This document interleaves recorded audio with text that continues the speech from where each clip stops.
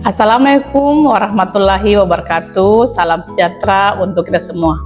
Perkenalkan, saya Titin Bidalopa, STP MSI, NIDN 0914039202. Saya merupakan dosen tetap pada program studi Teknologi Rekayasa Pangan Politeknik Dewantara. Pada kesempatan ini, izinkan saya memaparkan mata kuliah yang saya ampuh, yaitu Teknologi Pengolahan Pangan. Mata kuliah ini merupakan mata kuliah wajib pada program studi Teknologi Rekayasa Pangan yang ditujukan bagi mahasiswa semester 3 dengan kode mata kuliah TRP 351. Mata kuliah ini berbobot 3 SKS dan dilaksanakan dalam 16 kali pertemuan yang terdiri dari 14 kali perkuliahan, 1 kali ujian tengah semester, dan 1 kali ujian akhir semester atau UAS. Adapun video ini dibuat sebagai salah satu prasyarat sertifikasi dosen tahun 2026 dalam unjuk kerja Tridharma Perguruan Tinggi atau PDD UKT PT khususnya pada aspek pengajaran. Baiklah, saya akan menjelaskan deskripsi mata kuliah yang saya ampuh, yaitu Teknologi Pengolahan Pangan.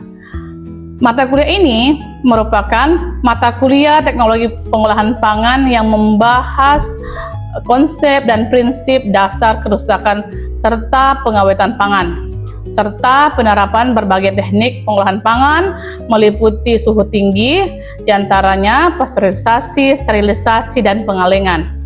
Pengolahan suhu rendah, diantaranya pendinginan dan pembekuan, pengeringan, fermentasi, dan pengolahan minimal, serta teknologi pengemasan dan teknologi non-termal dengan menerapkan sistem keamanan pangan dan GMP. Mata kuliah ini disajikan dalam bentuk perkuliahan tatap muka, praktikum, serta proyek pengembangan produk secara berkelompok. Melalui mata kuliah ini, mahasiswa diharapkan mampu dan mempraktekkan proses pengolahan pangan dengan mempertimbangkan standar industri yang berlaku. Adapun capaian mata kuliah ini adalah 1. Mahasiswa mampu menjelaskan konsep dasar kerusakan pangan dan prinsip-prinsip pengawetan serta perubahan mutu selama pengolahan pangan. Kedua, mahasiswa mampu menganalisis prinsip dan mekanisme pengolahan pangan, diantaranya suhu tinggi, suhu rendah, pengeringan, dan non-termal. Ketiga, mahasiswa mampu merancang dan melaksanakan proses pengolahan pangan menggunakan peralatan yang sesuai dengan standar GMP dan keamanan pangan. Keempat, mahasiswa mampu mengevaluasi mutu bahan baku, proses, dan pengembangan produk, serta menyusun laporan hasil secara sistematis. Kelima, mahasiswa mampu menunjukkan sikap disiplin, jujur, tanggung jawab, dan kerjasama tim selama proses praktikum dan perkuliahan. Adapun metode pembelajaran yang saya gunakan ini adalah berbasis DAI, Delivery, Interaction, dan Assessment. Tahap pertama adalah tahap delivery atau penyampaian, yaitu proses menyampaikan informasi kepada mahasiswa. Pada tahap ini, saya memberikan rencana pembelajaran mahasiswa atau RPS, bahan ajar, materi perkuliahan dalam bentuk presentasi yang interaktif yang dilaksanakan secara tatap muka. Kedua, interaction atau proses pembelajaran yang berlangsung secara aktif melalui komunikasi dua arah antara dosen dan mahasiswa dalam bentuk diskusi maupun tanya jawab. Pada tahap ini, saya menerapkan sistem pembelajaran kooperatif tipe Small Group Discussion atau SGD, di mana mahasiswa dibagi dalam beberapa kelompok untuk mendiskusikan materi, menganalisis masalah, serta mempresentasikan hasil diskusinya. Nah, kegiatan ini bertujuan untuk memperdalam pemahaman mahasiswa sehingga mendorong keaktifan kemampuan berpikir kritis, komunikasi, serta kerjasama selama proses pembelajaran. Tahap ketiga adalah asesmen, yaitu penilaian terhadap capaian pembelajaran mahasiswa melalui tugas individu, kuis, laporan, praktikum, persentase, serta proyek pengolahan produk pangan. Melalui kegiatan ini, mahasiswa diharapkan mampu mengembangkan kemampuan berpikir kritis, kolaboratif, dan pemecahan masalah dalam bidang pengolahan pangan, serta mampu mengolah bahan pangan lokal menjadi produk pangan yang aman dan bermutu. Mata kuliah ini memiliki bobot SKS 3 yang terdiri atas 2 SKS teori dan 1 SKS praktikum.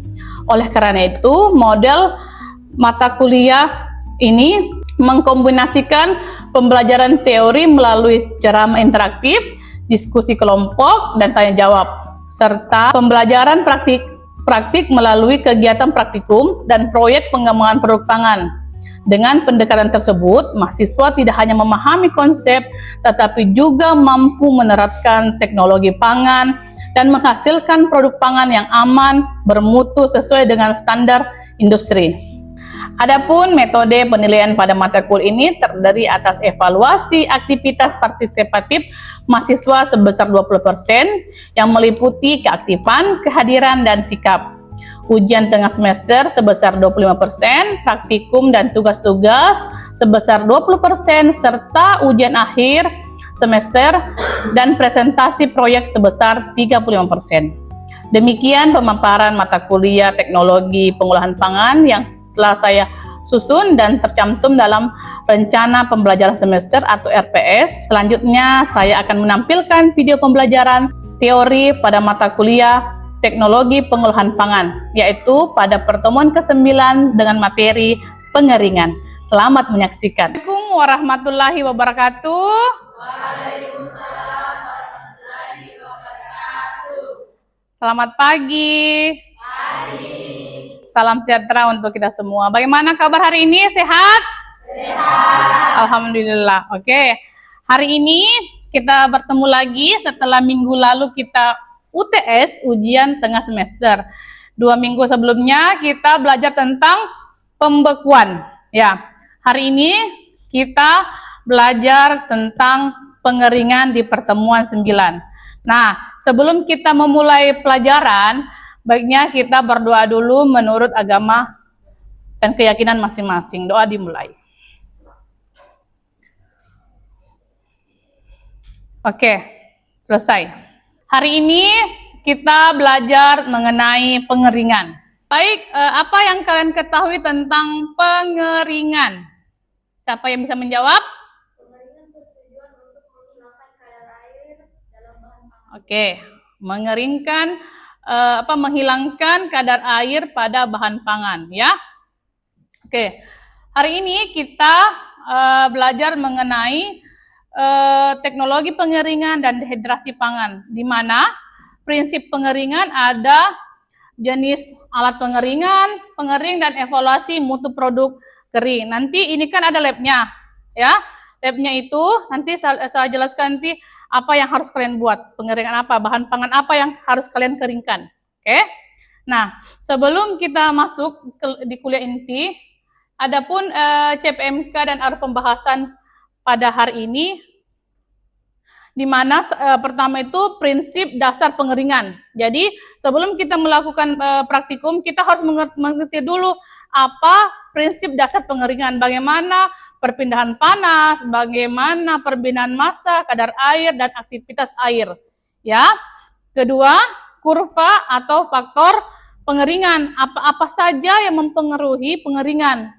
Jangan sampai saya sudah mengeringkan terlalu lama, Bu, ternyata bahanku hitam tapi kayak gosong, tapi di dalamnya masih basah. Itu yang harus diperhatikan, ya. Ketiga itu jenis alat pengeringan. Jangan sampai kita mau buat tepung, kita pakai pengeringan atau alat pengeringan yang berbeda. Keempat itu mutu fisik produk pangan. Nah, setelah dikeringkan, sebelum dikeringkan pasti dari segi warna, tekstur, aroma pasti ada yang berbeda. Makanya di situ kita harus evaluasi perubahan mutu produk, ya. dari produk mentah menjadi produk yang sudah jadi. Contoh, kita buat keripik nangka, ya. Keripik nangka kan masih mentah. Setelah dilakukan pengeringan atau dilakukan penggorengan vakum, dia akan warnanya sedikit agak kecoklatan atau browning, tapi volume dan atau beratnya itu sederingan. Oke. Kelima itu nanti kita praktikum. Minggu depan kita praktikum pembuatan pengolahan pangan tentang pengeringan. Oke, saya mau bertanya dulu ya, mengapa bahan pangan perlu dikeringkan? Nah, salah satu kenapa kita mengeringkan bahan pangan adalah untuk memperpanjang umur simpan. Seperti yang kita ketahui bahwa pengeringan adalah mengurangi kandungan air pada bahan pangan, ya. Jadi prinsipnya adalah kalau kita mengeluarkan air, sebagian air dalam bahan pangan, dia kan kering. Jadi mikroorganisme itu tidak mudah tumbuh. Makanan yang semi basah itu sangat mudah tumbuh mikroorganisme dibandingkan dengan bahan pangan atau produk pangan yang memiliki kandungan kadar air yang rendah. Ya, contohnya seperti tepung. Tepung kan itu kering, jadi kadar airnya rendah. Jadi tapi di sisi lain itu akan daya simpannya itu pasti lama dibandingkan dengan contoh jagung yang mentah dibuat sama tepung. Yang jagung yang mentah kan pasti cepat rusak. Jagung yang dikeringkan atau dibuat tepung itu lama mengalami proses kerusakan. Ya, jadi umur simpan itu sangat-sangat berpengaruh pada proses pengeringan, yang dimana menghambat pertumbuhan mikroorganisme pembusuk atau patogen, serta memperlambat proses enzimatis dan oksidatif pada bahan pangan. Kedua, mengurangi berat dan volume. Contoh, seperti sukun. Tahu sukun kan? Baka itu kan bundar, masih mentah. Setelah dilakukan pengeringan, setelah dilakukan penerisan, pengeringan, bubuk, jadi tepung sukun. Jadi kan volumenya dan beratnya sudah ringan. Ya, jadi memudahkan kita untuk melakukan transportasi, penyimpanannya, pengemasannya lebih kecil dibandingkan dengan yang sukun yang mentah. Mengapa bahan pangan dikeringkan? Karena sangat mempengaruhi produk akhirnya nanti. Sampai sini, sebelum saya melanjutkan slide selanjutnya, ada yang ingin bertanya? Atau saya memberikan pertanyaan ya? Oke. Saya mau bertanya tentang mengapa menurunkan kadar air saja pada bahan pangan tidak cukup untuk mengawetkan bahan pangan. Siapa ingin menjawab? Oke, silakan. Karena mikroorganisme dan reaksi kimia bereaksi terhadap air yang bebas dan tersedia secara kimiawi, bukan terhadap jumlah total air. Jadi, dua bahan dengan air yang sama bisa mempunyai aktivitas air yang berbeda, tergantung bagaimana cara terikat dan struktur bahan. Oke, jadi intinya adalah tergantung dari bahan pangannya, ya. Ya, contohnya kayak gabah. Saya lakukan pengeringan manual dengan cara menjemur di para-para, tapi saya tidak aduk. Ya, saya tidak aduk itu. Jadi di luarnya saja yang kering, dalamnya masih basah. Itu. Jadi itu ya salah satu aktivitas airnya juga harus diperhatikan. Kandungan air terikat dalam bahan pangannya juga harus diperhatikan. Selanjutnya, mekanisme dasar proses pengeringan. Ada perpindahan panas, yang dimana perpindahan energi panas dari media pengering, contohnya seperti udara panas sama radiasi, ya, dimana mengalirkan menuju permukaan lalu masuk ke dalam inti bahan pangan. Nah, selanjutnya di sini kita lihat kurva pengeringan. Ini adalah sangat-sangat penting, kurva yang sangat penting di mata kuliah ini tentang pengeringan. Karena di sini adalah bagaimana kesediaan kadar air sama waktu yang digunakan. Jadi di sini ada namanya periode laju konstan.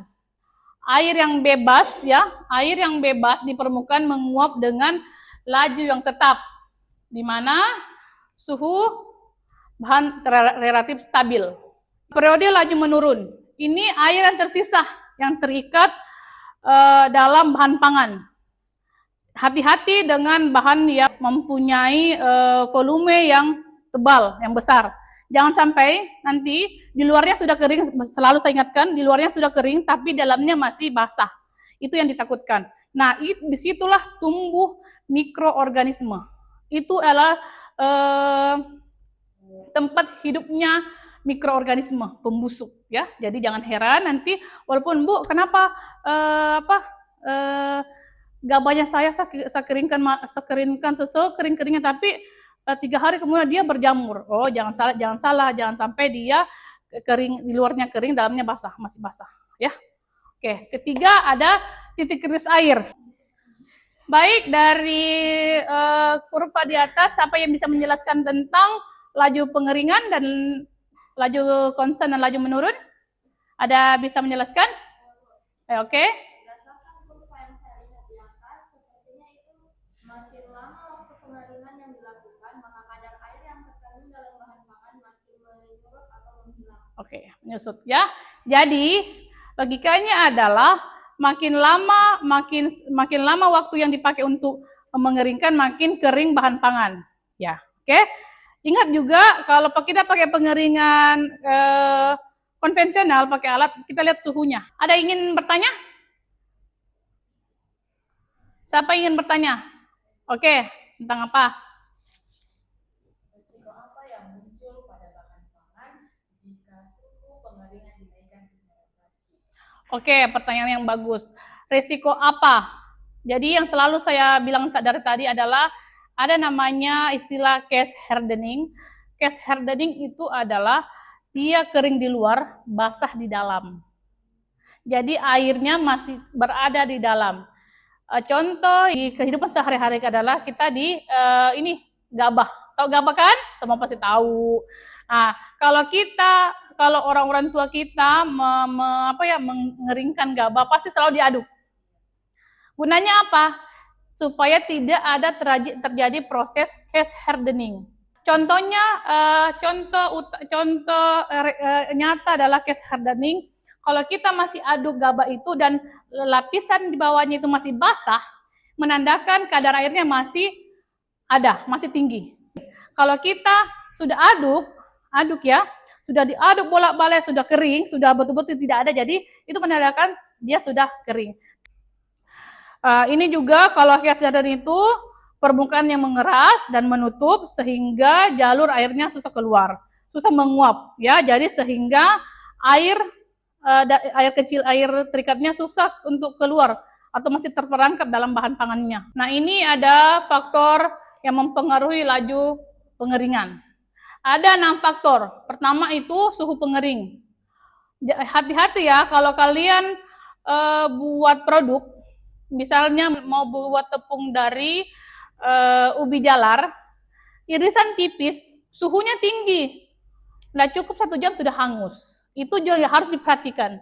Jadi irisan atau bentuk bahan pangan itu sangat diperhatikan. Jadi suhu yang betul-betul makin tipis, makin kita perhatikan suhunya, ya. Semakin tinggi suhu, semakin besar kapasitas udara untuk menyerap air, ya. Jadi percepatan penguapan cepat. Kedua, kelembapan relatif atau RH. RH ini sangat juga mempengaruhi pada proses pengeringan. Ketiga juga ada laju aliran udara. Selanjutnya ada kecepatan aliran. Kecepatan aliran itu di mana lebih cepat mengangkat uap air dari permukaan, jadi bahan lebih efisien. Keempat itu ada luas permukaan bahan. Nah, seperti yang sebelum tadi, pengirisan atau pencacahan itu sangat berpengaruh pada saat pengeringan, ya. Makin besar itu proses pengirisan, makin tinggi juga suhu yang digunakan, ya, dan lama pengeringan. Karena eh, bahan memperbesar area itu kontaknya mempercepat penguapan. Kelima juga ada ketebalan ukuran. Makin tipis makin cepat kering.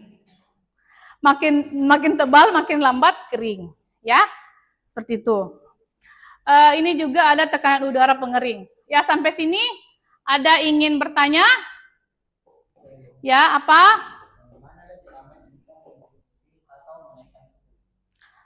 Mana lebih aman mengiris tipis dengan menaikkan suhu? Nah, kalau itu adalah memperbesar luas permukaan, umumnya lebih aman karena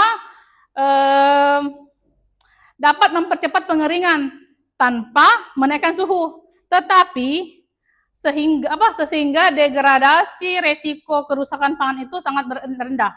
Contohnya seperti kalau kita buat ini minuman sehat yang rimpang-rimpang itu, kan itu kayak jahenya diiris tipis. Nah, itu kita pakai pengeringan yang lebih cepat dan suhu yang cepat. Biar apa? Antioksidannya tidak mudah menguap. Karena itu adalah tinggi akan antioksidan. Oke, kalau kita menggeringkan lama sekali nanti takutnya kandungan aktif yang terdapat pada kunyit itu hilang. Karena itu mudah menguap. Oke. Nah, adapun perubahan mutu selama penyimpanan itu ada mutu fisik, kimia, gizi, dan sensori. Kalau di mutu fisik itu adalah terjadi penyusutan. Karena kenapa? Kehilangan kadar air. Kalau dari kimia, takutnya bahan aktifnya itu menguap, ya, hilang. Kalau dari segi gizi itu, contohnya seperti tadi, vitamin C itu mudah menguap ke keran panas. Jadi dilakukan perlakuan yang betul-betul sangat-sangat sensitif, ya. Kelima itu ada sensori. Sensori itu ada perubahan warna, aroma, dari segi kerenyahannya dari bahan segar, ya. Contohnya seperti kalau kita buat keripik, kan dari bahan mentah dan sudah dikeringkan, jadi lebih ke crunchy, ya. Jadi mulai rapuh. Itu sensorinya.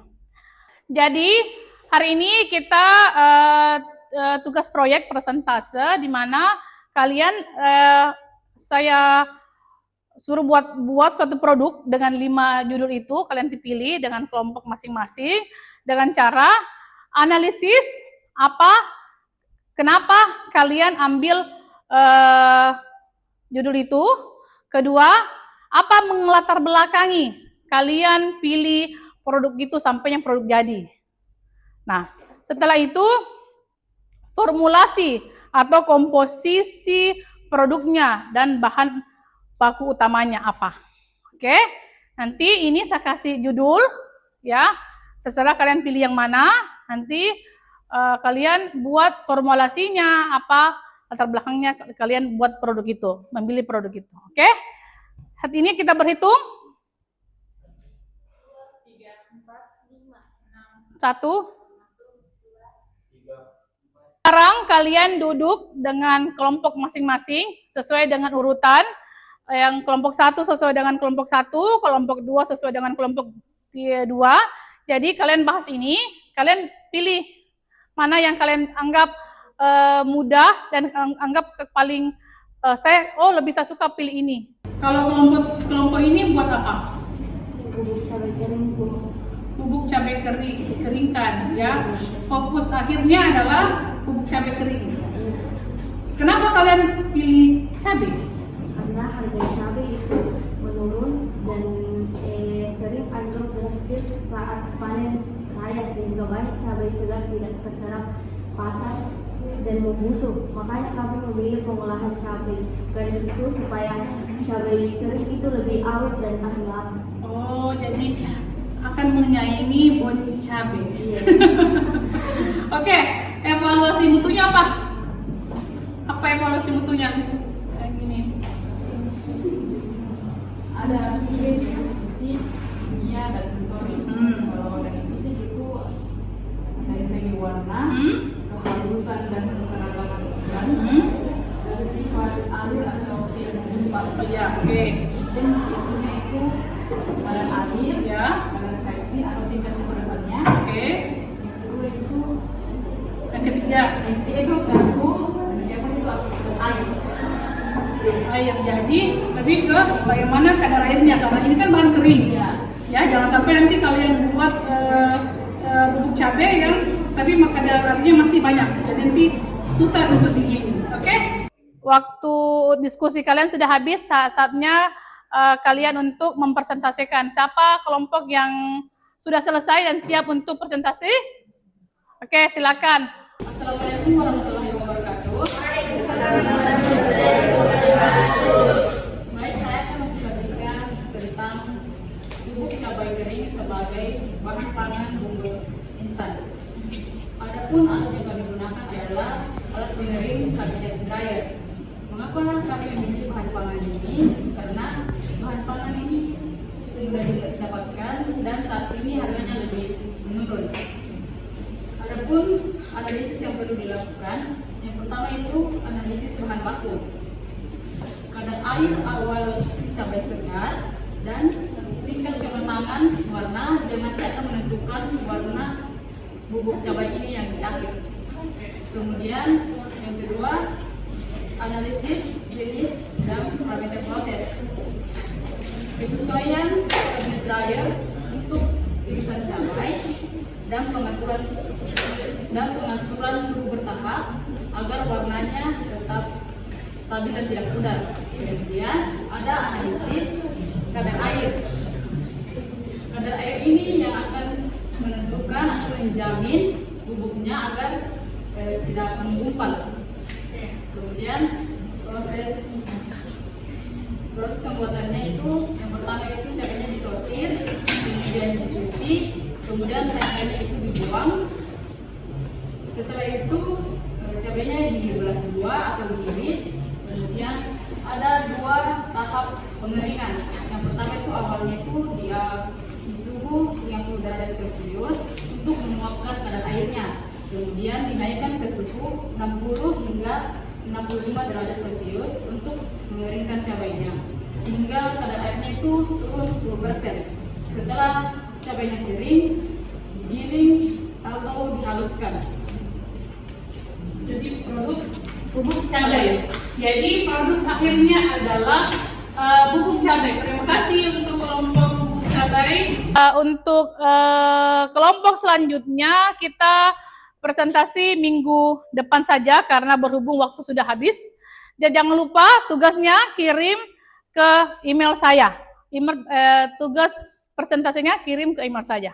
Baik, materi minggu depan itu mengenai konsentrasi, evaporasi, dan evaluasi mutu produk pangan. Jadi minggu depan ingat ya, kita itu praktikum. Praktikum apa? Pemekatan produk cair seperti jus, susu, dan saus. Jadi ingat bahan-bahannya, komunikasikan dengan ketua kelasnya, apa-apa saja yang harus dibawa dan perhatikan. Oke? Kali ini mata kuliah kita cukup hari ini. Mohon maaf kalau ada salah. Assalamualaikum warahmatullahi wabarakatuh. Oke, baik, demikian video pembelajaran mata kuliah teknologi pengolahan pangan. Terima kasih atas perhatian Bapak Ibu Asesor. Wassalamualaikum warahmatullahi wabarakatuh.